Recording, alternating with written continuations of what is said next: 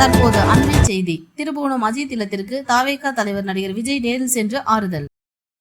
வந்தா சார், வந்து பார்த்து பேசிட்டு இருக்கேன் சார். நான் எடுத்துட்டு இருக்கேன் சார். ஜி லைவ் போக மாட்டேங்குது. கனெக்ட் பண்ணுப்பா ஃபர்ஸ்ட் வந்து. Okay okay sir.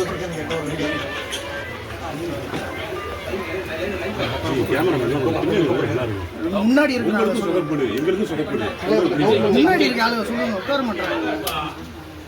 ஜி அப்படியே எல்லாரும் பின்னாடி வாங்க. லைவ் சொல்லி ராமலிங்கண்ணே जी